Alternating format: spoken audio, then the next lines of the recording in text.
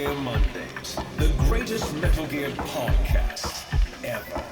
I don't agree with you. Releasing on Monday, every Monday. How did you patch into my radio frequency? Stinks in here. Bad.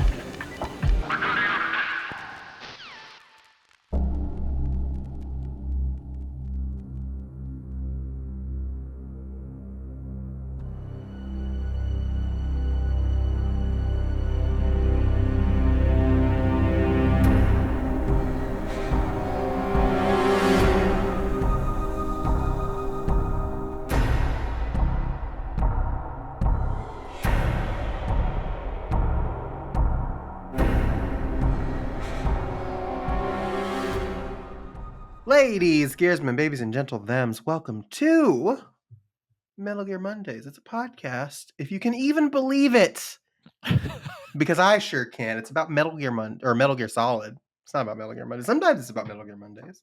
We just had an episode on that was occasion. about Metal Gear Mondays on occasion. But we're here today for a very special occasion, and by we, I mean me and Alessio Summerfield. Oh, hi. Oh, hey. We're here with another interview, and we are in the middle of our Metal Gear Solid Delta Snake Eater coverage. We're in our Delta era. We're in our Delta Air Bay. Throw them up. Let's see, throw them up. Throw up the Deltas, baby. The Daft Punk triangle. Yeah. But yeah, so we're here to do an interview with the voice of Colonel Volgin, Neil Ross. Also, sorry, I didn't mean to talk over his name, Neil Ross. Also, speculation, because he voiced a quote Navy SEAL on Metal Gear Solid 2. I think he's the. It's a dead guy. Yeah, I think that's him. It's a dud. I can't think of any other SEAL who says anything other than maybe the dudes that Vamp kills. Like maybe they're like, "Oh, he's over there." The yelling, yeah. But and I'm sure we should have asked Neil. He might not have in even a perfect. remembered, but Yeah, I was gonna say in a perfect world I would have asked Neil, but I know for a fact he probably would not have remembered. Yeah. But anyway, more on that later. Yeah. So primarily though, we do know him as the voice of Colonel Volgin, which is very relevant for what we're doing right now in the game. Yeah, and it was a very fascinating interview. He's a very fascinating dude. He's lived a lot of life. He has a lot of very iconic roles that many of us, including me and Alessio, have grown up hearing. And crazy good. life. Yeah, really great to talk to him. Which you're gonna hear like a summary of his life, but he wrote a book in 2018, which called Vocal. I can't remember the subtitle off the top of my head, but it's called Vocal Recall. The life and something. Oh, now I feel bad. Vocal Recall. I've got it right here. Vocal Recall: A Life in Radio and Voiceovers. Yeah, and we did confirm it is a Total Recall. It is pun. Yes. That came out in 2018. It's a hefty book, but it's a very interesting, very well written book. It's also got an audio book. It's narrated by Neil. If that's your bag, baby. So he was kind enough to send us a copy of the written one. Yes. But just for shits and giggles, I checked to see the audiobook and I listened to the little sample. And it sounds great. So as you would expect. Yeah. And as you'll discover on the interview, he sounds Volgin adjacent. Like that's just his voice. So if you like the idea of Volgin narrating a book to you, yeah. So very like a lot of presence in his voice, much like but yeah, plenty of stuff that we talked about in there about like his time in radio and getting into acting and some various stories about his time in the booth and like what it's been like for him as an actor. Yeah, we had a really great time talking to him. So we very much appreciate Neil coming on the show and giving us another one of our patented interviews. Oh yes. So really quickly, I do want to read our show sponsor for the episode. We'll do a quick little Patreon plug. We'll plug PRGE real quick because we do have some updates, and then we will dive into it. So this episode is brought to you by Thomas Moose. Thomas Thanks, Thomas. Moose. Thomas, Um, you gotta make it out to PRGE. Be cool yeah, to see you. yeah. Yeah, but if you want to be a sponsor of the show like Thomas, you can go to patreon.com/Metal Gear Mondays at $10 a month. You can be in the rotation to be a sponsor of an episode. We have a new sponsor from that pool every single episode. You can also get video episodes. So this podcast and the Patriot Club, which is our monthly whatever Grab bag. podcast that Yeah. we do with Chad and Nick. You can find that on Patreon, and you can get the video versions of those episodes. For $5 a month, you get access to the audio version of the Patriot Club, which is really cool. And then for $1 a month, you get access to our Discord, which is just a ball of laughs. Love the Discord. Yeah. It's a lot So of fun come in on there. in. Yeah, a lot of fun in Yeah. there.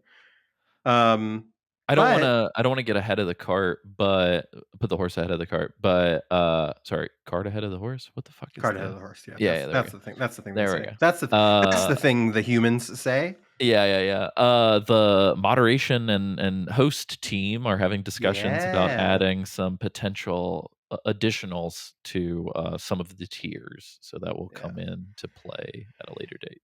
Yeah, adding stuff to some of the tiers, and even in some cases doing some additional content that anybody can access as well. So there's a Oh lot yeah, of stuff potentially coming down the pipe that you can look forward to as a listener and a supporter. yeah, including updates on our PRGE presence. So just a quick Oh heads up. This is my great. God. This is exciting, y'all. What the fuck is going on? Yeah, this feels Hell like yeah. a between all the stuff that we're doing with the Patreon and between like thank you guys so much. There's been I think we are very close, if not already, have crested the most support we've ever had. So thank you guys so much. But I think in the history of the show, and it's funny because this and Lily and I were talking about this, but us coming back felt like it was going to be just sort of like a victory lap, not a Yeah. huge deal. We're Just just like, going to cover a couple things. But now it's weird because yeah. we're hitting like the top of our game Yeah, we're just like across the writing new board. chapters that we didn't Yeah. expect to be writing. It's It's like kind of production's crazy. higher than it's ever been, support is Yeah. higher than it's ever been, and now we can add some milestones. So Yeah. we are going to be doing some of the headline panels at PRGE. Yeah. So on Saturday at 11 a.m., Saturday, October 18th at 11 a.m., we're going to be hosting a Metal Gear Solid cast panel with David, Debbie Mae West, and Paul Eiding talking about Eating. it's Eiding. Eiding. It is Eiding. Yeah. God, See, it happens I to me always all get the it happens. time. It's like a puzzle. We've known. Listen. Okay. Listen. I'm not even like this with anybody else. It's just Nobody me. else. I love Paul Eiding like I love my own grandfather. He's Okay, wonderful. Wonderful. wonderful man. We've known Paul for years at this point, and for some ungodly fucking reason, neither of us can ever get his goddamn last name correct the first time. It's I've like been whenever I try to spell the word Odyssey or exercise, it's never correct the first time. And Paul, if you're yeah. hearing this, you're not. I'm so sorry.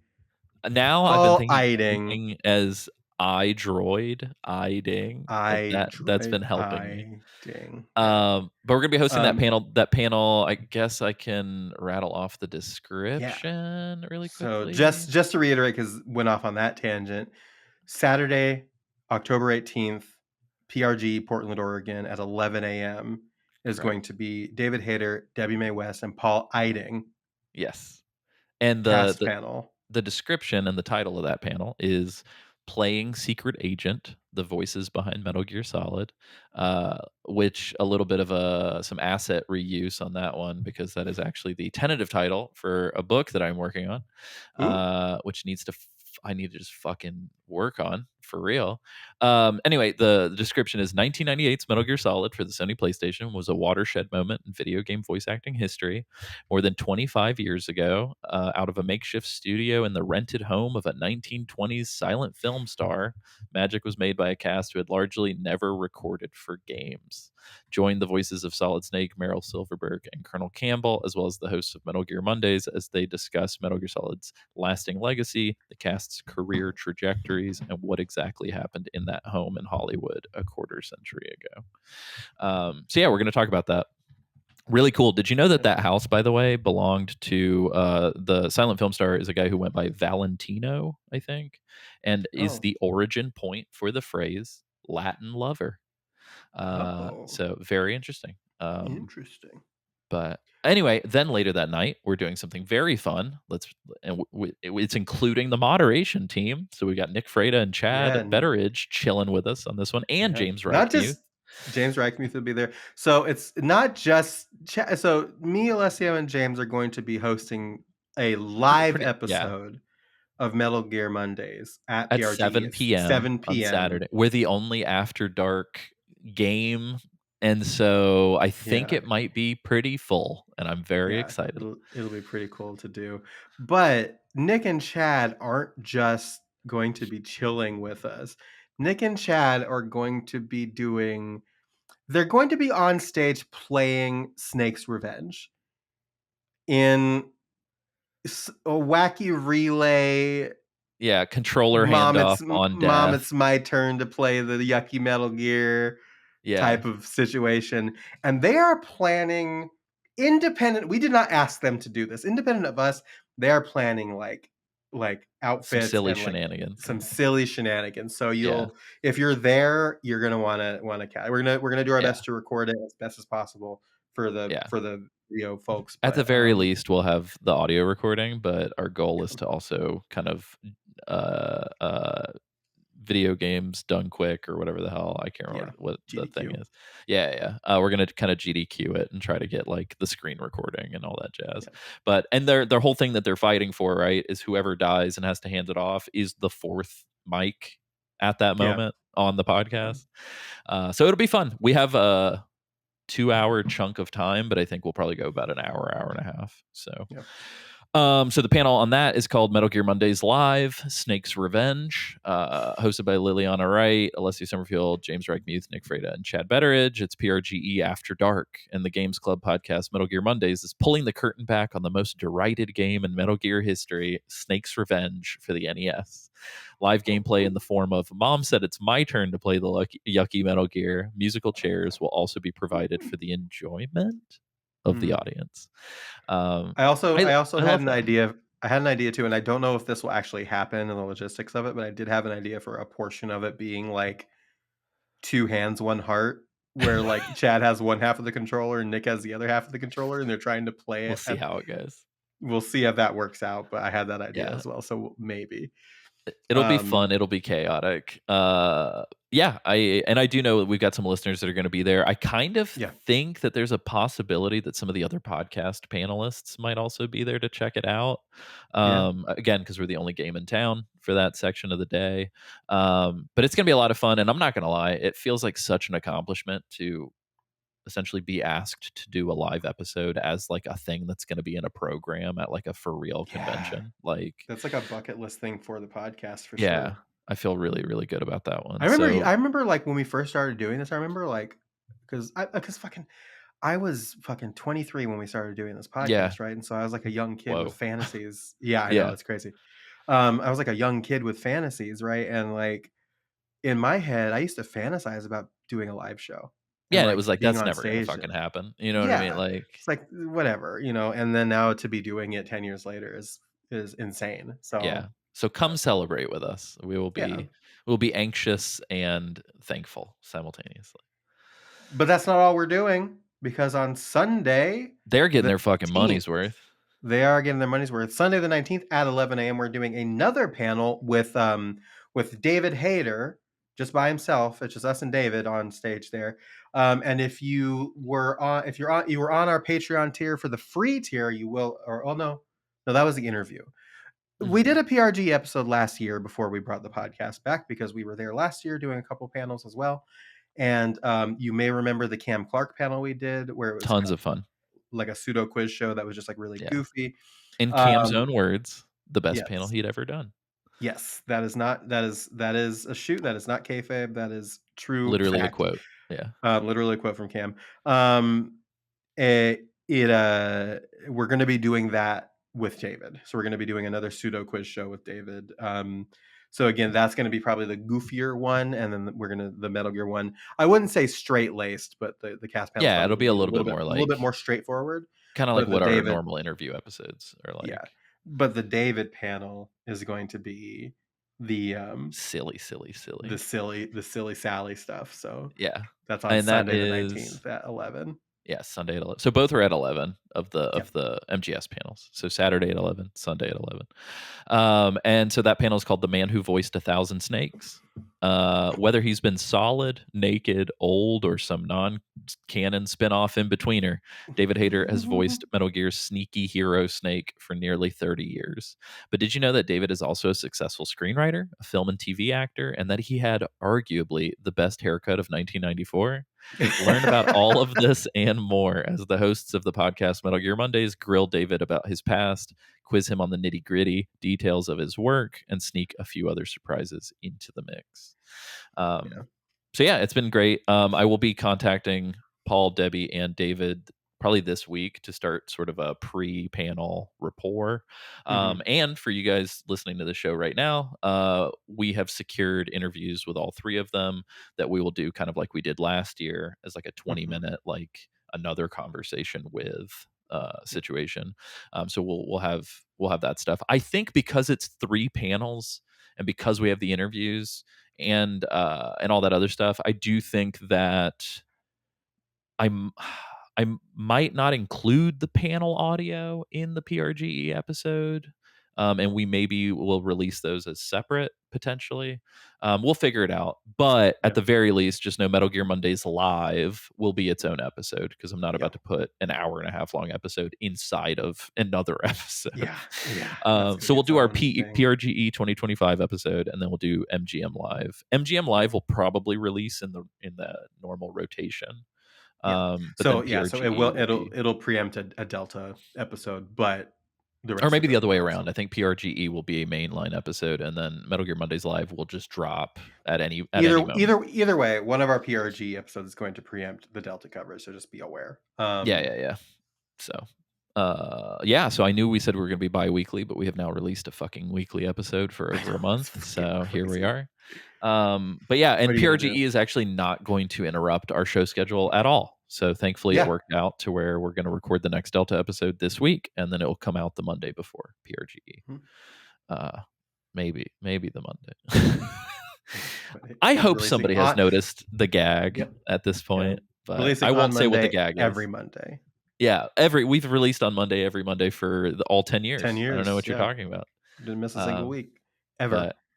But, anyway, I am about to pee my pants. So we should probably do it on camera. Oh God. You won't, coward. On that one wonderful note, you guys brace yourselves for an awesome interview with Neil Ross. Here we go. It's just a box.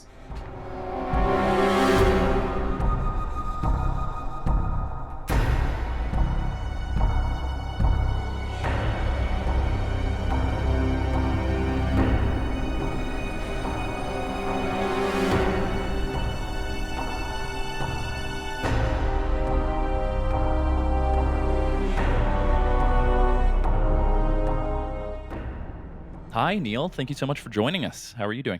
I'm doing well. Thank you so much for the invite. It's a pleasure to be here.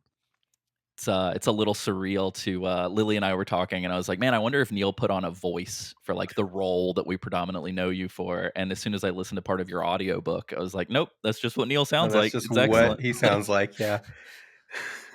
It's always so impressive when like the voice, like the larger than life voices are literally just what a person sounds like, and I think you're definitely one of those people. Well, of course, this podcast is dedicated to Metal Gear Solid primarily, right? Yep. So that that character that I played was a voice. I don't know if you're interested in the. Hang on a second. There, I'm clearing my throat. I don't know if you're interested in where that voice came from, or. What we'd love to hear. Yeah, as much as absolutely. I don't remember a great deal about playing Colonel Volgin. and we can get into why I more or less have total amnesia for games. But I do remember I got down there and they said, this guy is Russian. And I thought, this is wonderful. I will spend the whole day doing this, and I love to talk like this. And they go, no, he doesn't have an accent. Oh, well, now what the hell am I going to do? And I don't know if you folks are a lot younger. I don't know if you remember, but there was a guy who did movie trailers in the 90s. Oh yeah. Yep. And Know exactly he who you're talking just about. completely dominated the field to the point where I had a visitor once who said, "Oh, you're in that business. You'll know. Who's the guy who does all the movie trailers? Is that like a government job?" And I said, because he said, I hear him on everything. And I said, I know. No, it's not a government job. It just indicates the cowardice of the people who produce these promos. They use the same guy, over and over again because it's a CYA move. Why didn't you use him? The movie bombed. Of course, when he did one and the movie bombed, he never got blamed for that. But if they didn't use him and the movie bombed, then it was their fault. It was a catch-22. Anyway, I used to fool around with this impression, a lousy impression. In a world, he kind of talks like this. And that kind of became Colonel Volgin in the end. I got down in here and I did that. And that's where it came from. That's awesome. That is really cool. Yeah, I really love every voice actor we've talked to. I've really loved to sort of talk to them about like where they go like creatively, or like is it something that came up as like just like an impromptu, you're in the booth trying something out and the voice director is like, yep, do that. That's the one. Yeah, that's pretty much the way it works. You show up for an audition, or you did in the old days. Now we do it all remotely, which is good and bad. It's good in that I don't have to get in the car and stare at some guy's bumper for 2 hours to get to the audition. It's bad in that you don't get any feedback from the buyers. In the old days, we could look through the glass and we'd try something and everybody looked bored, and then you'd try something else and they'd all start jumping up and down and waving their arms. You go like, okay, I think I'm in the ballpark here. You don't get that kind of feedback.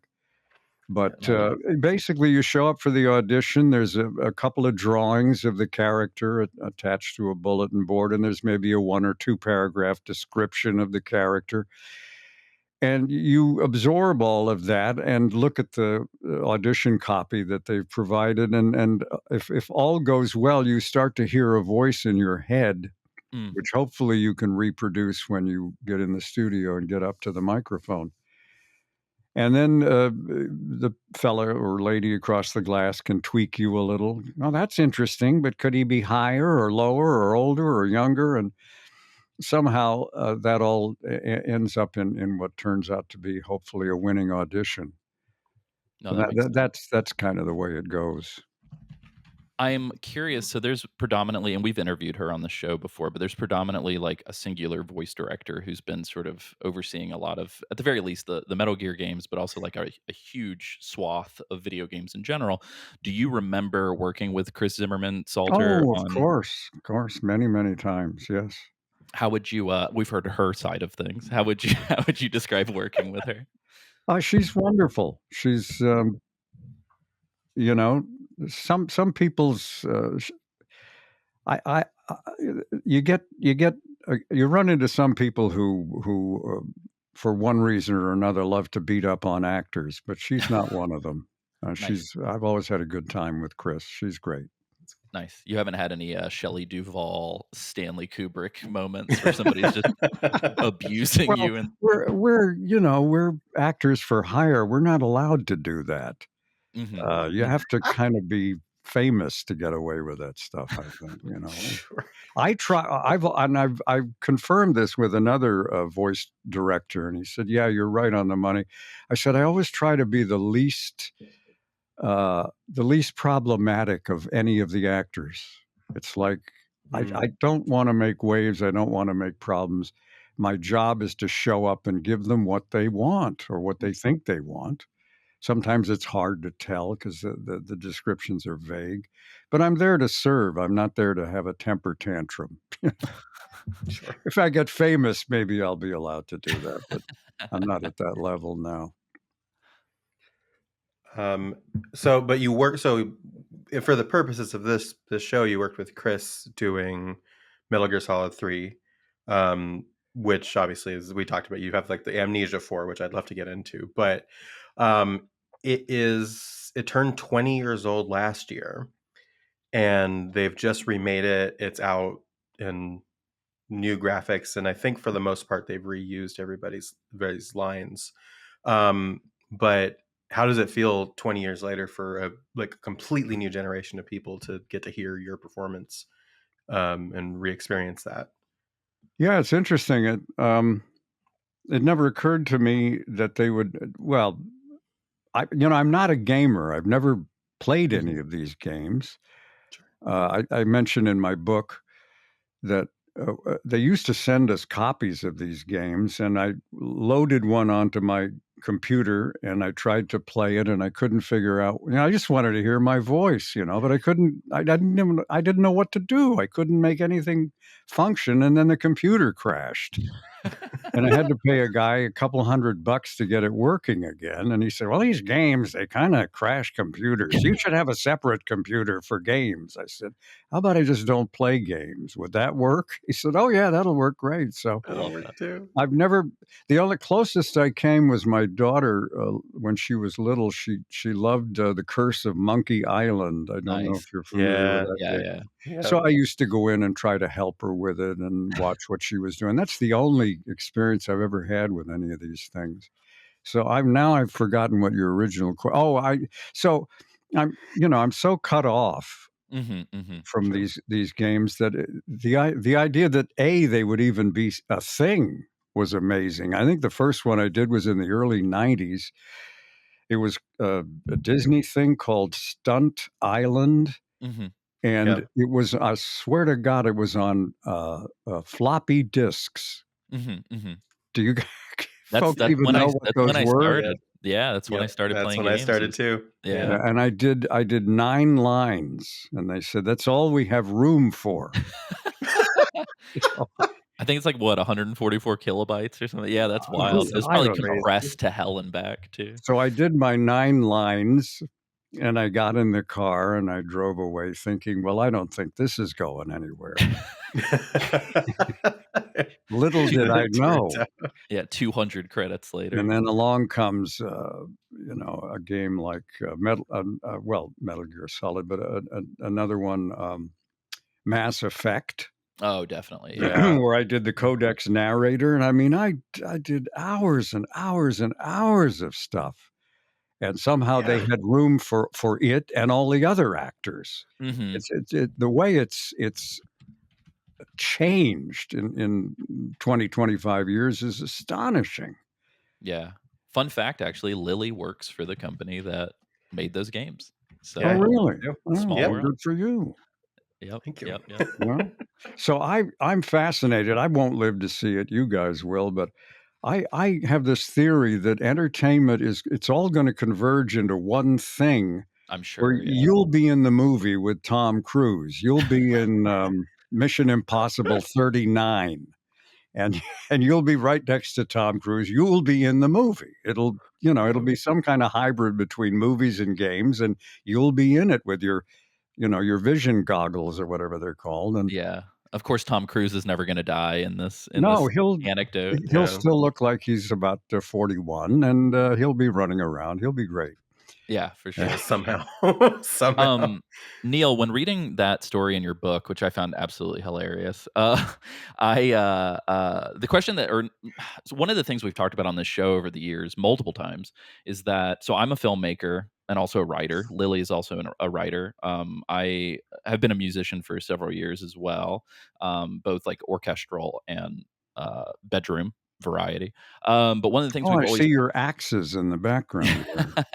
But one of the things we've talked about over the years is how video games might be the only medium that doesn't really teach you how to engage with it and expects that you have like 20 years of knowledge codified in your brain about how to mechanically do these things. And so Thank you. I appreciate that. I got that game that I talked to you about, and I took it out of the package, and I'm going, where's the instruction manual? yeah, And there Yeah. there wasn't one. And then I loaded Yeah. the thing, and it's, well, now what do I do?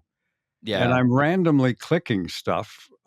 I was, and as they say, it crashed, and that was the end of my gaming career. But I, yeah, I thought, it's I've got to find a 14-year-old kid to show me how to do this.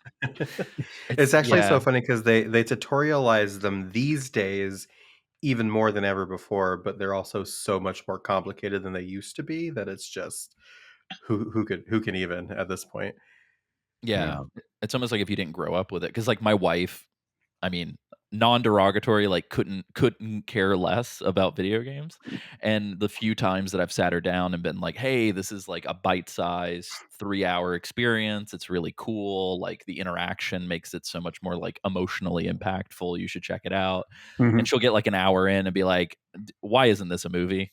I don't care about that," you know what I mean? And so it's interesting to see how she has 0 kind of foundational knowledge, and so she just kind of, ends up flailing with it and then gets frustrated and walks away, you know what I Yeah. mean? But, nice, yeah, with unfortunately with oh, sorry, go a ahead. well, I was gonna say with respect to Metal Gear, like I said, they reused a lot of lines. They did like very I know a couple people came back to do like very minimal pickups. Did they have you re-record anything for No, the no, remake? I haven't heard from anybody. I have no idea what's going on. I didn't record anything new. Mm. Yeah. Contractually, do they have the lifetime perpetual worldwide, I right guess they I for your guess voice? they I guess they do. I mean, I don't wanna get into inside Right, right, right, baseball right. stuff, Sure. but, my feeling was, uh, if they're gonna re-release the game and reuse my voice tracks, that's kinda like a rerun, and that I should totally agree. generate a residual, and it doesn't under the current contract, and I tried to call that to the attention of the negotiators, but they were so focused on the problems with AI Yeah, yeah. that they Oh didn't yeah. have a lot of bandwidth left over to deal with my stupid little issue. So at the moment, no, we don't see another nickel, and I feel like that needs to be addressed. Yeah, I But Yeah, agree. that's but Yeah. obviously AI was the huge stumbling block, and I get that. For sure. Yeah, it's funny, so, like, I've worked in film and television now for, like, probably 13, 14 years, and my parents are always like, "Oh, like, these people, they always get residuals and everybody's loaded," and I was like, Yeah, "No, to be totally frank, like, I feel like a majority of the actors and creative that I work with, it's like they get paid like any other freelancer. It's a work for hire, it's a one and done, and then the network owns it forever." And you know what I mean? And it's just especially these days, I feel like with the yeah. big streamers, they don't play ball. They just say it's ours. You're either on board or screw you, kind of a thing. Well, Mhm. if you work union, which I Yeah, do, as far as the television and radio commercials and TV commercials and appearances in on camera and voiceover, that's all covered with the contracts, and we do right. get residuals on that stuff. But uh, games, it's still kind of the Wild West Mhm. in some respects, Yeah, I know for game and developers too, they're doing a big union push, but the industry yeah, is definitely yeah, fighting back because they rely on crunch and yeah. kind of having these people work 24 hours a day to get these big giant games out the door. But it is funny, civilians, if they've seen you on TV once, they assume you're fabulously wealthy, Mhm. and Yeah. that just ain't the way it works. Yeah. The stars, of course, come away with millions, but Yep. the day players, the character people, Mhm. it's a day rate, and it's a nice rate if you're working steadily, but you may go Right. months with nothing or longer. And the Yeah. only thing that keeps you afloat is residuals. Yeah, especially during some of these strikes too. It's like Yeah, I Yeah. know yeah, so many writers that burned through life savings and all this yeah. stuff while they were But but the anyway, fact that sorry. you've seen someone on TV a couple of times does not mean they're rolling in dough. It's tough. One of the real eye openers for me was I happened to go to a restaurant up in Los Angeles, and I looked at one of the servers, and I realized I'd seen her on a network television show Oh, jeez. a couple of years previously, and eventually got to talk to her a little bit. And she just said, "Look, it's tough, honey. I got to make a living." Right. Yeah. And Especially these days, for sure. I've Like, I think seen her. I've seen her Right. since, and she got into voiceovers, and I think she's doing fine now. But no, it's rough if Yeah. you're below a certain level on the pecking order. Right. So in your book, and you mentioned this briefly at the top of the interview, but there is a quote that says, in when it comes to your game work, it says, "In many cases, I don't remember having worked on the game at all, and I certainly couldn't tell you what I did in it."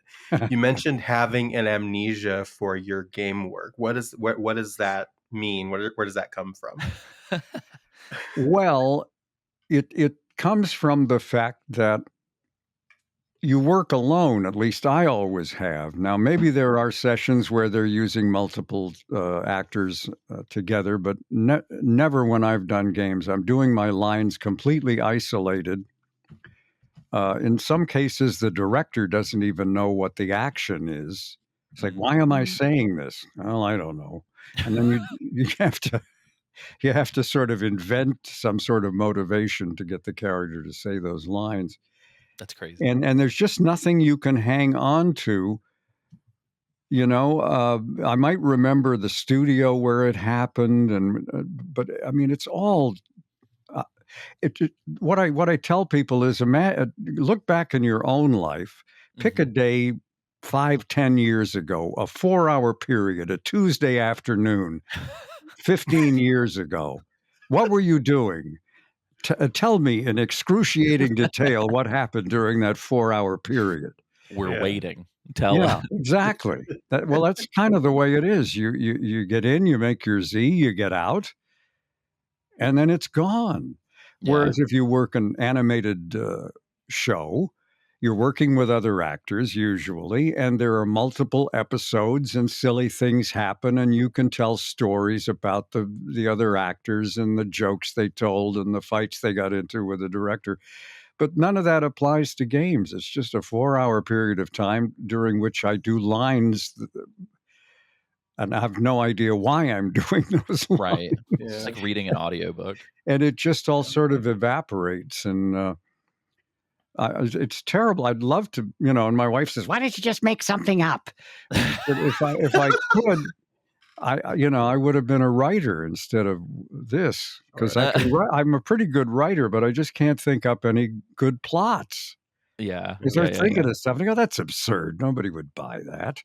It's ridiculous." And eventually I give up, so. It's Try to funny. keep those stories straight in your head too. Yeah. Well, that's the other thing. Wait a minute. At the other convention, you said blah, blah, blah. I did. Oh, God. Okay. Got to keep them guessing. I definitely want to. I mean, we're going to intro the book. I'm sorry for the listener. We have introed the book at the top of the episode, but I do want to talk to you about it and kind of intro Here I have it. a visual aid. Hey, there it Oh, is. nice. There's Nice. the Put that full screen, Alessio. Let's get that in Yeah, there. absolutely. Look at that. If you don't like the reading the book, it's a great doorstop. So No, it's very good. And to be fair, I have it grabbed me in a way that like every time I sit down with it, I kind of blow through quite a lot of it at a time. But for me, it was like, and I know we talked about this a little off mic, but for me, it was really special because it's like my professional mentor growing up had like worked for NPR for 25 years and like had done phone syncs and always had these wonderful stories about like interviewing like Todd Rundgren and all these people. And so that paired with like me working college radio station for 2 years, and now obviously I'm doing podcasting. Even though I work in film and television, it's like I don't know, I have a very soft spot for hearing about like radio stories and all these like especially classic sort of old school like kind of the I don't know, I don't want to say like the baby steps of the industry because radio's been around forever. But hearing sort of like modern DJing in its like incubation stage has been like captivating. But I was super curious because like Neil, you've you've been doing this for a very long time. You have like crazy stories. Like, I mean, there's a laundry list that I wrote on our outline of just like absolutely batshit stories that Yeah, just pertain to your life. But why wait until 2018 to put something like this out? Like, what was the impetus to put this out? Well, yeah, it's interesting. If nobody had invented the computer or word processing, you never would have heard anything from me because I'm a rotten typist. And I would try to sit down and write a letter to the editor, and I'd make so many mistakes. Then you get the white out. Do you even know what I'm Yeah, yeah, yeah. talking about? Oh, 100%. Yeah, yeah. Yeah. We're not we remember the world before the internet. That is Okay, yeah, I yeah. yeah, I yeah. don't like to We're like the presume.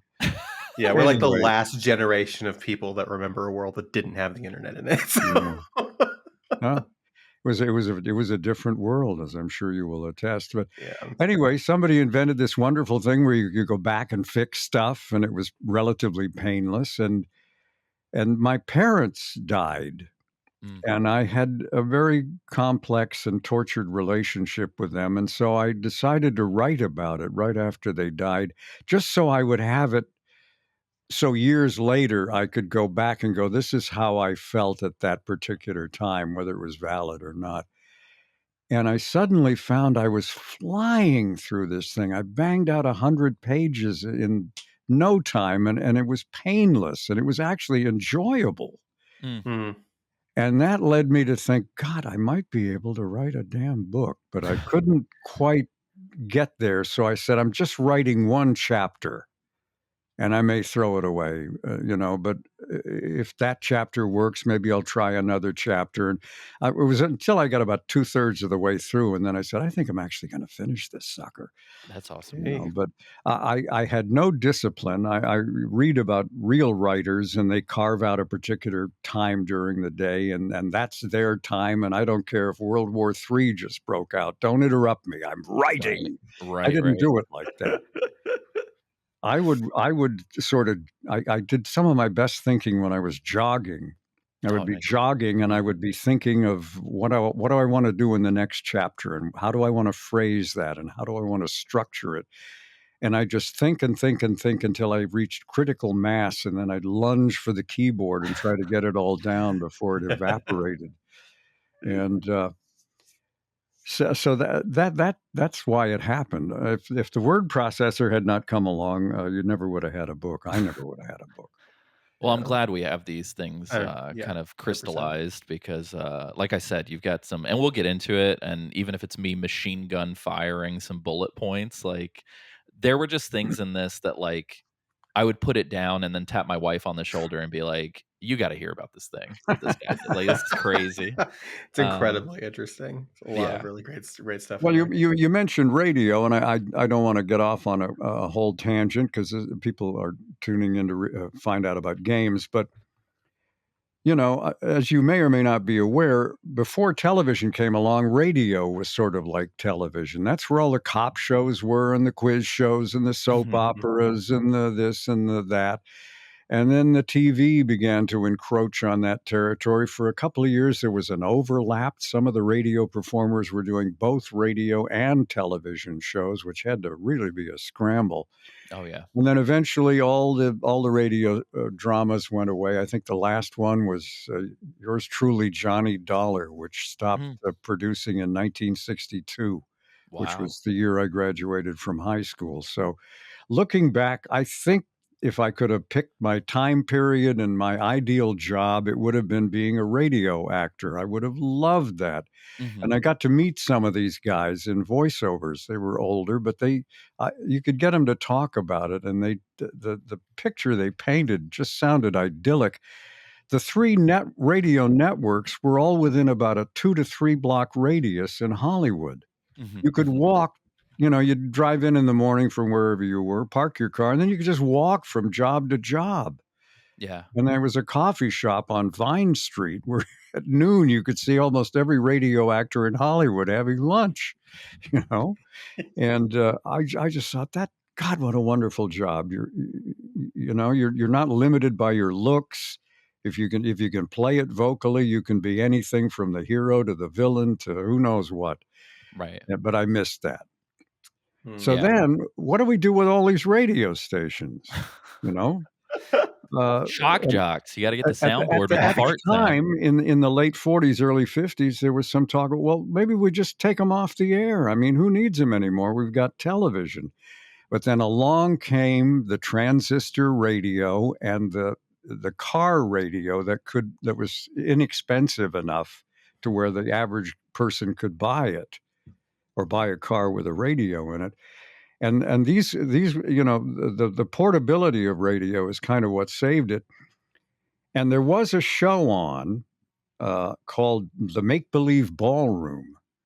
And if you listen to it, it sounded like a guy doing a remote broadcast from the biggest, most glamorous supper club you could possibly imagine. And, Oh, wow. the singer would end, you'd hear polite applause, you'd hear tinkling of dishware, and and the announcer would say, well, that was Patty Page doing, and now coming to the stage is Frank Sinatra, and he's going to do whatever he's going to do, and Yeah. an applause, and then Frank sings. The whole thing was done with sound effects and turntables Oh, in the that's so studio. cool. There was no make-believe ballroom, although listeners would write in, where is this place? Do you need tickets? How do I Yeah, the lineup is stacked. What is And this so place? these station owners said, well, maybe just a guy, it was all guys then, I apologize for that, but I wasn't in charge.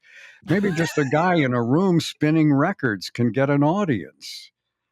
And that was when the disc jockey was born. Some of the stations as a gimmick would stay on all night, and there would be a guy playing records. But now it was like, well, we'll do this around the clock. And then they started to refine it, and it became a thing. And when I was growing up in the 50s, disc jockeys were stars. Because if you think about it, they were the conduit to the music. There was, you could go down to the record store and maybe they'd let you listen to something before you bought it. But I mean, to find out what all the new songs were, you had to listen to the radio. The DJ was the conduit. And some of these characters were wonderful entertainers, I thought. Yeah. And one evening or late at night, I suddenly had this, because I had no idea what I wanted to do with my life. I suddenly had this epiphany. I could be a disc jockey. And I announced this to my parents the next day, and my father threw a noose over the beam in the living room, and my mother put her head in the oven, and but that's what I did for the first 20 years. And you could argue whether I should have moved on quicker or not, but that's the way things worked out. I didn't actually get into voiceover work till I was almost 40 years old. Yeah, no, and I definitely really want to talk about the transition because that was a really interesting part of your story. And I think for some folks who have like multiple interests, it's like that sort of corridor from one thing to another can be a huge struggle. But I did really quickly want to talk about one part of your book that I found like incredibly depressing, but it makes total sense. Is like you talking about these awesome like rock stations and people playing like pop records and all that stuff, and then all of the stations kind of, or a majority, slowly kind of turning over to this like 24-hour news kind of talk radio. And as a huge music nerd, it's like that really bummed me out because like I mean I do love listening to podcasts and audiobooks and talk radio sometimes. Well, it's what this- happened was FM came along. And its sound reproduction was so vastly superior to AM. Yeah, when you were talking about AM radio, I was like, I don't think I've heard AM radio since like the 90s when my dad would listen to something like Somewhere in in the late 70s, early 80s. I mean, every station I worked for, what are they doing now? They're either foreign language or right-wing talk. Nobody's playing music on AM anymore. Right. And so that's what happened. All the music went over to FM, and the AM stations had to figure out something to do. So it was either sports or politics or all news, but it was all talk. But back in the good old days, it was strictly an AM world. And as I mentioned in the book, if you were in a sort of a rural area where you couldn't, the local station just, now we're just going to play this country music because that's what the audience wants. Love it. And you're a teenager and you want to hear, the hits. And at night, Where's Casey Kasem? at night, the big AM signals from stations in Chicago and New York suddenly blast out over 16, 17 states. Suddenly you're in, some little burg somewhere, but by God, you can hear Chicago.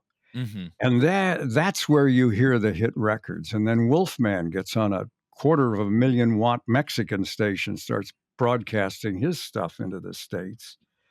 If you ZZ Top has a song called "I Heard It on the X," and what they're referring to is XERF in Ciudad Acuña, Mexico, and that was the station Wolfman was originally on, and they were putting out, I think, 250,000 watts. They didn't even bother to go on in the daytime; it wasn't worth it. But at night, I mean, they were virtually blanketing the country with this crazy guy who'd invented this character and played these songs. Yeah. To your point, I think a big reason too why these like radio DJs were like these household names is because, I mean, it's sort of akin to the reason why we were able to have like a Beatles back in the day, whereas now it's like interests are so splintered and you've got like niche of niche of niche of niche. But back then, much like television where you only had a handful of channels, it's like other than regional kind of reasons as to why these stations couldn't be picked up across the country or whatever, you had like the whole state listening to the same voice every day. And so I found that really interesting. But anyway, going back a second, just because I want to segue back into your work, it's like when you were talking about your interest in acting, and I know early on in life you were doing these fun kind of character voices and you're doing these fun kind of impersonations, and I found that whole section very funny. You talking about sort of the, I don't want to say struggle. I'll let you say that if that was the case, but like you going from radio to acting and you like doing these courses and doing all these different things to like actually bridge that gap and put in the work. It's like your work ethic, it sounds amazing. And it's like, and I know that must have been a whole lot of hard work. And so it's like, I do want to hear a little bit more about like what that transitional period was like. And if you have any advice for people who are going from one thing to another like you did. Well, it was a very different world. It was pre-internet. And for a long time, I didn't even know the voiceover business existed. I used to wonder who voices these national television commercials, who voices these national radio commercials, who narrates these documentaries, who provides voices for cartoons. And I had a sort of a theory, well, they must be on camera people moonlighting. And that was true in a few cases, but I had no idea voiceover existed as a thing unto itself. And then in the early 70s, I found out, yes, there's a whole thing called voiceovers, and these people have agents, but in those days, it was happening in New York and Los Angeles, and that was it. If you were not in New York or Los Angeles, there was really no way to have a voiceover career. So it hinged on me getting to Los Angeles. I didn't want to go to New York, largely because they weren't doing any cartoons in New York. And I felt like one of my strongest things was character voices that I've been fooling around with since I was a child. And so I thought it has to be Los Angeles. And then it was a case of just being able to support myself while I somehow segued into voiceovers, I hoped. So in 1978, I landed a job in Los Angeles, and almost immediately I started looking for an agent. Couldn't find one. I thought I would send out some tapes, and people would call and go, "My God, you're here at last. Now show business can begin." But nobody was interested. So then I started going to workshops, acting classes. And the transition took about 4 to 5 years. But at the end of that period, I suddenly realized the tail is wagging the dog. I'm making more money outside the building than inside the building. I really don't need to be in radio anymore. And so I actually gave my notice and quit, which was a weird feeling. I mean, my whole life I'd had a paycheck, and now it's like, oh, keep your paycheck. I'll make money in voiceovers now, I think. And yeah, so as I say, it took about a 4 to 5 year period, and I don't know if well, it was a struggle in the sense that once I started auditioning, and I went hundreds of auditions without booking a job. Yeah, it's And you crazy. start wondering, am I kidding myself? Have I got any talent at all?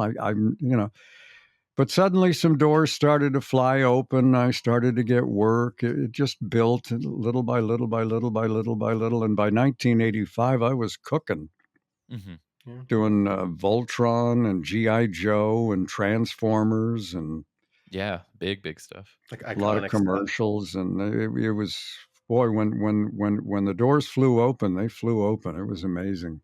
That's one thing that they don't tell you either, and it's like I struggle with that sometimes too, where it's like I feel like I've gotta be like a perfectionist, and it's like but then there's the whole adage, right? It's like if you don't swing 100 times, you don't get that one yes after the 99 no's, and it's Yeah. like if you're too damn nervous to swing more than 20 times, you're like the statistical possibility is hindered so much more. So it's like, I don't know, hearing your story of hundreds of auditions, I'm like, man, I'd get through 15 and be like, I gotta find something else. Like, Yeah. Yeah, the best period I had, I used to keep records, and the best period I had for a number of years, I would average one job for every 11 auditions. oh I don't know wow. why 11, but that's the way it worked out. And that people hear that and they go, "I that's unbelievable," because I'm talking to people who do hundreds of auditions and get nothing. Hmm. Hmm. Uh, 1 out of 11, my God. That's it, but it was just a wonderful period, and, but that's still 10 no's for every yes, Yeah, exactly. and it does wear you down. It does, sap your spirit. You go in and you think, "Boy, I nailed that one." And now you're looking at the phone waiting for it to ring, and it Hmm. just doesn't. And, eventually you realize, "Oh, they picked somebody else," and, Mhm. That's the part sometimes that I hate. you'd be Like, watching TV and you think, "Oh, I'm having an attack of deja vu. I know these lines." Like, "Oh, I Mhm. auditioned for that a month ago, and Yeah. that's who they picked? Jeez, yeah, They I picked just the movie guy again. you that's the one again." aspect that I can't stand. It's like anytime I'm hiring for a project and we're hiring like editors or assistants or whatever, it's like I always just carve out time during a certain day to do kind of callbacks and be like, "Hey, I'm so sorry, but we ended up going with somebody else, blah blah blah." Mhm. But it's like I feel like way too many times in film and TV, it's like nobody gives a shit to call the person back. They're like, whatever. We got to keep trucking. We're busy." And Yeah. I'm like, somebody needs to let them know. Like they're sitting by the phone. Like, come on, Yeah. man. But Yeah, it would be nice, but nobody's got the time, and, mhm. it is what it is, Yeah, it and, is an industry that just kind of keeps moving and keeps churning no matter what, so there's no, if you get into sports, there's a bronze medal and a silver medal, but there's no bronze or silver medal in voiceover. You you either win the gold medal or you hear nothing. Yeah. you're You know, out. If you're not first, you're there's last. no, well, you came in second. No, they're not even going to bother to tell you that. Yeah. Well, you so like I said you kind of like you've been doing these kind of iconic animation roles, video games, and you've been in the industry for a really long time. As somebody who is still working and doing projects and stuff, um, the the industry must have like do you know like some of the biggest changes you've seen in the industry since you started have been up to now? Well, the internet completely Yeah. changed everything. It was a sort of or it seemed like a slow build. But as I said, in the old days, it was either New York or Los Angeles, and Mhm. the people who did the hiring just had this feeling: if you're not in New York or Los Angeles, you're obviously not good enough to do this, to even Mm. be considered. We deal only with Los Angeles talent. We don't. But now comes the internet, and an unfortunately ill-timed commercial strike in the year 2000, and suddenly they realized we can audition people from Chattanooga over the internet. We don't need these LA people. We can get them from anywhere. Mhm. And that sort of And blew they're the willing to thing work wide for open. peanuts.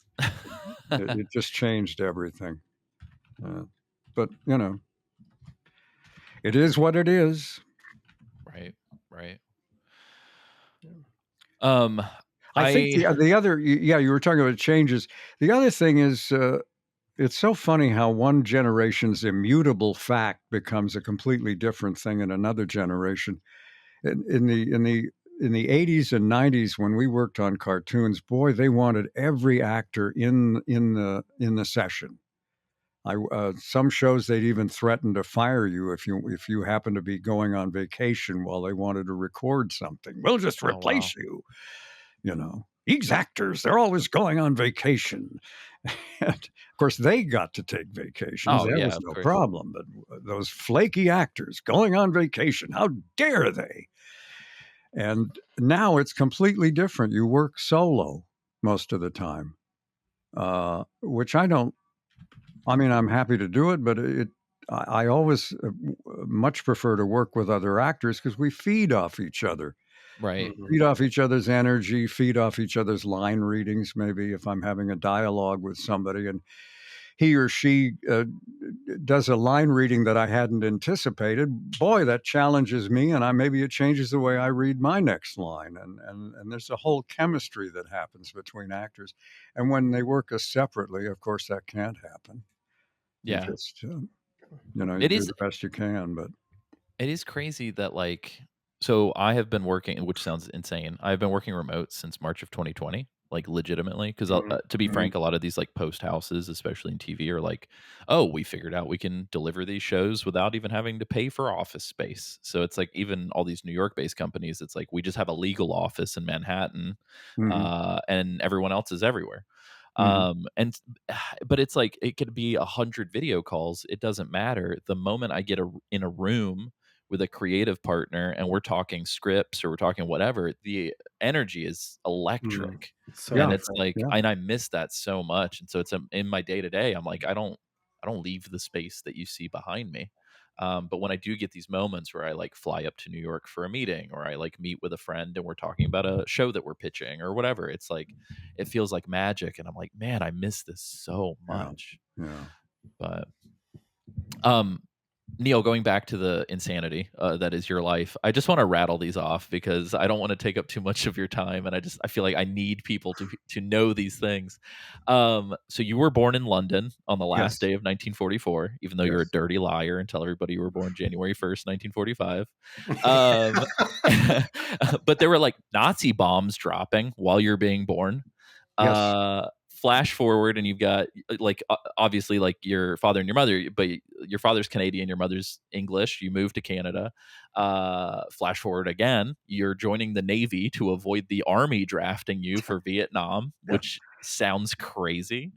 Yeah. And then essentially, and correct me if I'm wrong, you like live a real life Good Morning Vietnam for a little bit, where you're doing like this work in Saigon.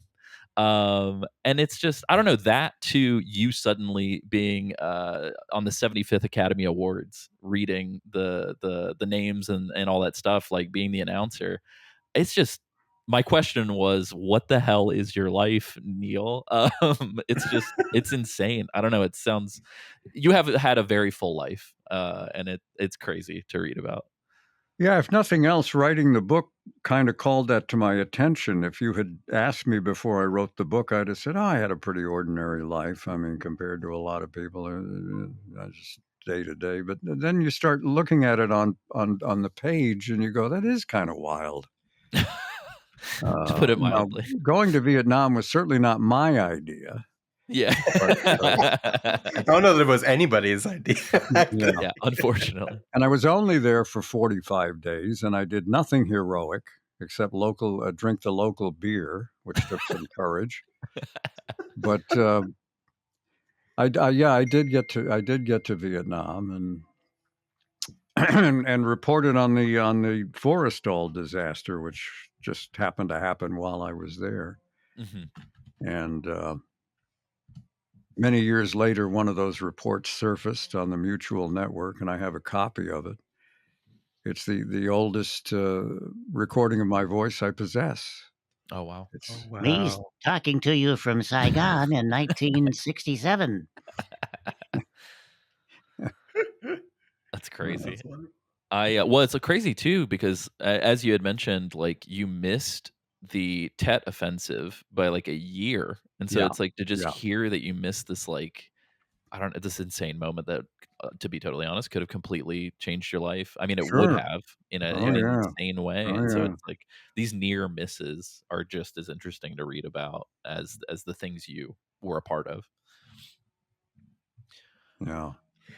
No, I'm very happy I missed the Tet offensive, but That's a party worth I missing. did spend the summer of love in Saigon, which Hey. probably wasn't the best timing. I should have been in Haight Ashbury, but the Navy wouldn't go for it. It's not quite their tempo. No, no. I do want to ask a quick question because another thing that you've noted is that in games specifically, the directors seem to want you to scream a lot, lots of yells and screams and things like that. Not just in games, but again, you've been doing animation for so long. What has been if you remember, what have been some of like the weirdest, most bizarre direction requests you've gotten in your career? Bizarre direction. Well, that Other would be. than get down during your Vietnam years. Yeah, I don't know. It just popped into my mind, but a job I actually did get, being Clyde the Ghost Monster in Pac-Man. The character was described as a cross between Butch Cassidy and, oh God, I've forgotten some two things you couldn't possibly reconcile together. So Love that. I came up with this Leo Gorcey-esque voice. He was one of the dead end kids in those movies, in the 40s. Gee, mister, give me a quarter.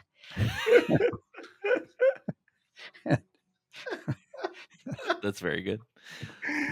I mean, to be fair, you managed to do it. It seems like as wild as that is. But no, I mean, most direction you get is valid. It's just a case of sort of interpreting what they want, and most of the time, luckily, I've been pretty successful at that. But again, as I said, that's the job is show up and give them what they want if possible. Right. Yeah. Um, Do you find that I- you like get the freedom to play around with it much, or do you just try to just do what they ask? It will vary from director to director, and project to project. Sometimes they're very specific about what they want. Sometimes they're open to improvisation. You kind of have to read the room mm. and try to do what's appropriate or not do what's inappropriate. I'm curious. We haven't really touched on this, but I did notice just in your credit sheet quite a few of these, including on one of my favorite films. But it seems like you do a lot of diegetic voices for film as well. Like maybe it's a voice on a radio, maybe you're an announcer, maybe you're an additional voice in the background or whatever. But I noticed you had a credit for being John Malkovich, which I was Yes. very intrigued by.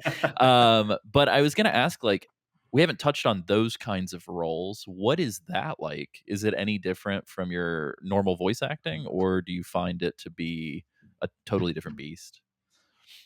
Well, it's fun. It's glamorous. It's a mood. Who wouldn't want to be in a movie? Yeah. Admittedly, it's just a voiceover, but it's a movie.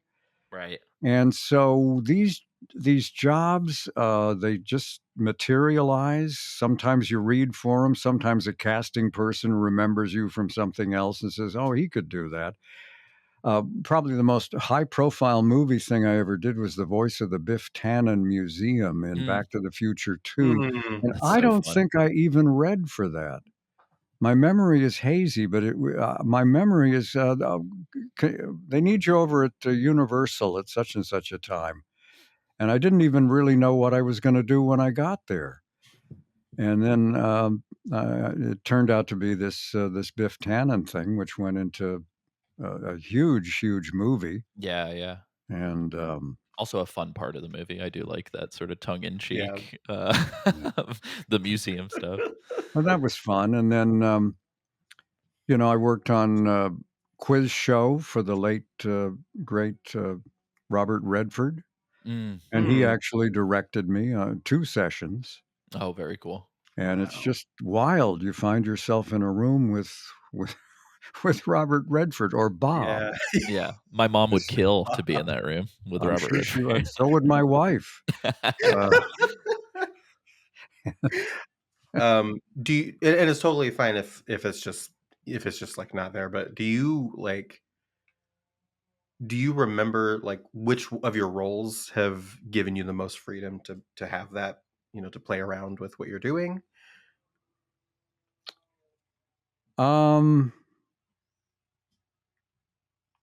Trying to think. Trying to think and nothing happens. Um, Did you get that quarter yet, kid? it will depend. It will depend on the director and the project. That makes sense. Yeah. The when I did the Green Goblin in Spider-Man the That's so animated cool. series in the Yeah. 90s, there seemed to be no way I could overact. I had to get high and I had to get loud. And sometimes I would leave a session with a headache because Oh, I bet. It's like the director would want a lot of takes, and after a while, it's like, boy, this is like somebody's driving a 10-penny nail into my forehead here. How much? you're just singing Immigrant Song for an hour and a half. Yeah, that's Yeah. crazy. Yeah, they should have cast Robert Plant. Now that you think about it, I do want to ask, and I don't know. I feel like you've probably heard this a million times, and I do hate. Like I try to do so much research before we do these interviews because I absolutely hate asking repeat questions. Then again, our audience may not have heard some of the other interviews. Whatever. I'm sure it's tiring, but I do want to ask, like, as somebody so I predominantly work in post production right now. So it's like as somebody who totally understands that it's like when you're doing your job the best, nobody notices or really Mhm. gives a shit. It's like subconscious for them. So as somebody who's semi in a similar position, do you ever think about how strange it is that you've got like entire generations, like quite literally entire generations of people who grew up hearing your voice and were impacted by hearing your voice and sometimes even like idolize some of these roles that you've done that you may never hear about or find out about or have any other awareness of? Well, we do find out about it when we do these conventions, Yeah. That's true. which I had avoided. People kept saying you should do conventions. And I said, "Oh, God," I just pictured myself sitting at a card table in a hall somewhere, being ignored. And then I finally broke down, and I did one in 2011 because it was in Pasadena, which Nice. I could get there by car. And I thought, if it's a bummer, I'll just give them their money back and leave. And I love the refund. I had so much fun that I said, Nice. "Oh my God, I should have been doing this all along." And then, I mean, I had people walking up to my table in tears. Oh, that's nice. I I mean, it's a thought, little weird, but it's also nice. well, and they just tell you, you made my childhood, Oh. and I mean that's so touching. And I always tell them, well, thank you. You made my middle age. You paid my bills. Thank you. I mean, if people don't watch and love your show, you have no show. Yeah, that's fair. But yes, some of the stories we hear are amazing. Mhm. particularly revolving around G.I. Joe. Mm. You get people who come up to because I don't know if you guys ever even watched G.I. Joe. Yeah. Oh yeah, absolutely. Reruns were kind of popular when I was a kid, but G.I. I remember Joe. the movie. Yeah. I don't know if Joe you the remember movie. those public service Oh, announcements. 100%. Oh, They're iconic. absolutely. They're Yeah, iconic. yeah. Hey, don't steal bicycles. It's not right. You know, Take it from your old pal Shipwreck. Don't be a bicycle thief. they come up to the table and they say, I was raised in the most horrible situation you can possibly imagine. And the only moral instruction I had as a kid Was was Shipwreck. watching G.I. Joe. And as a result of that, I said, I'm not going to be like the rest of my family. I got in the military, or I did, and I'm saying, God, I hope that worked out. I've had people walk up to the table and say, I joined the Navy because of you. Yeah, I lost my leg because God, of I hope you had a Neil. good experience. I hope so. Yeah, I No, don't I mean, laugh at those people. it's just it's astonishing. Yeah.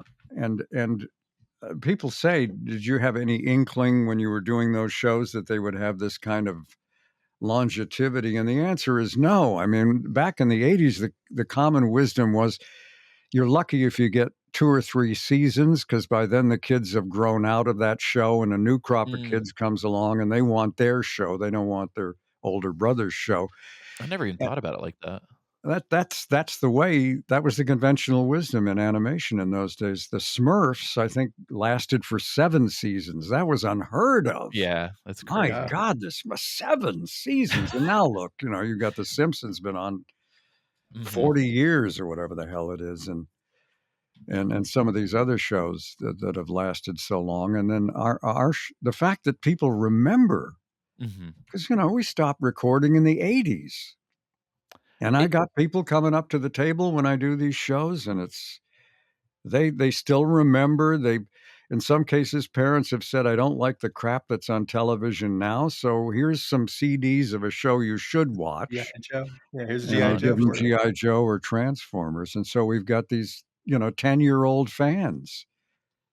It's amazing. It really is. And it's kind of funny, actually, because at the end of the day, it's like, your voice was definitely not even what I heard, but it still impacted me to some degree. But I didn't come to the States until I was about 7 or 8. I grew up in Italy, and no knocks towards Italy, but even these days, culturally, they're like 20 years behind constantly, like with music and TV and whatever.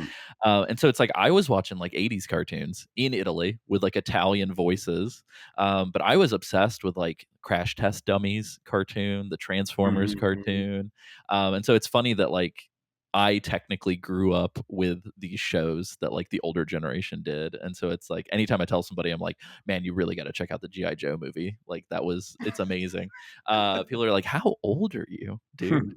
But it is funny because it's like, it does become like kind of cross generational. And especially now that you have every single thing available to you at any given moment, it's like some of your fans might be 13 years old right now. You know what I mean? Yeah. But speaking of conventions, and I just want to touch on this before we kind of get to the end of our time. We talked about this off mic, but we will be at a convention. We're going to the Portland Retro Gaming Expo, and we are super privileged to be hosting some panels.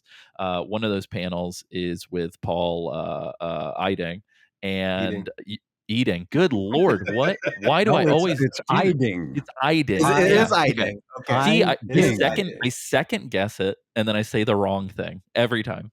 But anyway, but we're going to be hosting with Paul. We've talked to Paul several times, once in person. Super amazing guy, really sweet guy. But do you have anything that you want us to relay to him on your behalf? Oh, just howdy hi, and have a great convention. Nice. Love that. Well, you have a convention of your own coming up, which I would want to give you a chance to promote. And we will have talked about this at the top of the episode, but I wanted to talk about just your book is called Vocal Recall: A Life in Radio and Voiceovers. There it is. Pop it up. Is that a Total Recall reference by any chance? Yeah. It's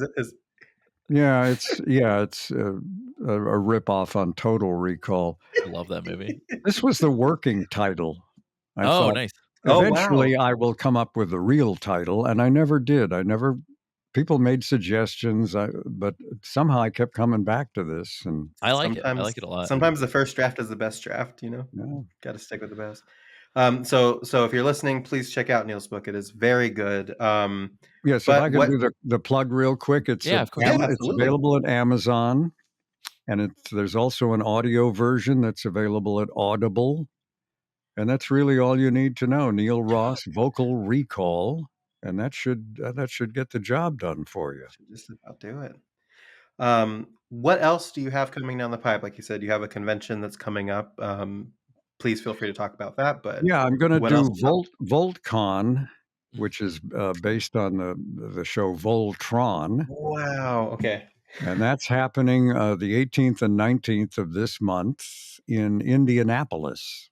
Nice. Okay. And complete details are available at voltcon.org, not .com, Ooh, it's a full .org. organization. Ooh. Voltcon.org, and all the information is there, and I'm looking forward to that. I've never done a show based on Voltron, so we'll see how this works out. Yeah, that's Nice. interesting. Bunch of 40-year-old dudes bringing their action figures. Well, I'm as we've kidding. sort of figured out, you could do if it has a big enough fandom, you can do a convention about anything. Quite Yeah, frankly, so true. Voltron Well, doesn't surprise me. we'll see. There are huge conventions based on Transformers. Yeah, Oh yeah, yeah. yeah. The TF Con conventions, I've done a number of those, but they're all over the place. Yeah. Toronto, Chicago, Florida, LA. Yeah, Huge. yeah. It's So, absolutely wild. Well, Neil, it has been an extreme pleasure. I'm glad that you wrote us back. I love that you were like, look, do we have to talk about the games? Because but you'd be surprised. Like, other than a handful of voice actors, a majority of them, it's just conversations like this. Yeah. We talk very briefly, and then we kind of go, and that's what people enjoy listening to. We get a lot of fan letters that are like, "Oh man, this interview was really incredible. Thank you Yeah. guys." So I just want to say well, thank you for don't count carving. on that with this one, but Thank you for taking the time. I'm always Yes. very humbled and very surprised and appreciative whenever folks like you take the time to come be on a show like ours. So I really oh, my appreciate it. pleasure. I always enjoy talking about my favorite subject, which is me. Amazing. Very cool. Well, yeah, thank you so much yet again on behalf of us and our listeners. And yeah, this has been great. We really enjoyed the conversation. All right. Well, I'll see some of you in Indianapolis, I hope. Yeah, definitely go. If you're not coming to Portland to see us, you should absolutely go see Neil. So There you go. Shouldn't be a You'll lot of be overlap flying there. west. I'll be flying east. maybe we can wave at each other from the airplane. Yeah, from the plane windows, just as they're flying past each other. Yeah. Mr. Buck.